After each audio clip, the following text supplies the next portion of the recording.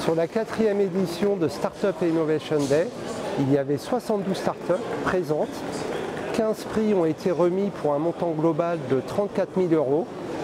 2 startups ont retenu l'attention du public, Eomaya et Vebo. Eomaya, c'est une start-up que j'ai créée en 2022 qui a pour objectif de développer, de concevoir et de commercialiser cet outil qui s'appelle l'expresseur mammaire et qui a pour objectif de faciliter le recueil du colostrum à destination de l'enfant prématuré. L'idée d'Eomaya est née très simplement avec la naissance de mes enfants.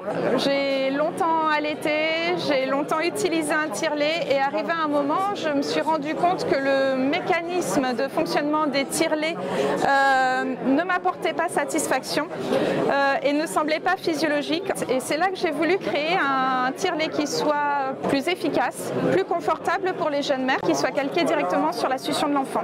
Pour l'instant, je suis seule chez Eomaya, mais en ce moment, je suis en phase de recrutement parce que je recherche un ingénieur qualité réglementaire.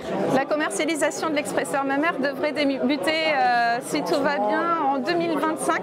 Recevoir un prix aujourd'hui a été une vraie surprise et je dirais que c'est d'autant plus un bon moment puisque aujourd'hui nous sommes en pleine semaine mondiale de l'allaitement maternel et ça m'a donné une superbe estrade pour pouvoir justement parler de l'allaitement maternel face à un large public. Donc merci beaucoup. Alors Vebo est un kit d'électrification qui vient s'installer sur les vélos existants que vous avez au garage pour vous permettre d'avoir une assistance électrique la plus simple possible et amovible pour qu'on puisse partager en fait le Vebo sur plusieurs vélos.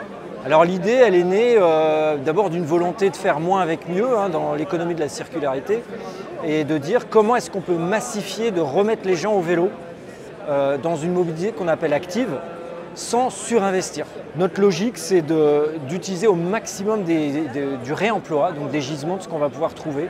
L'autre point important de l'éco-conception, c'est limiter le nombre de pièces.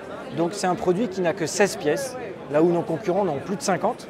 Donc il est facile à monter, démonter, réparer. Donc on est sur un indice de réparabilité qui est autour de 9 sur 10. Alors c'est un produit qui a nécessité pas mal de R&D. Donc on a 2 ans de R&D avant de lancer le produit. On a travaillé par étapes sur une dizaine de prototypes.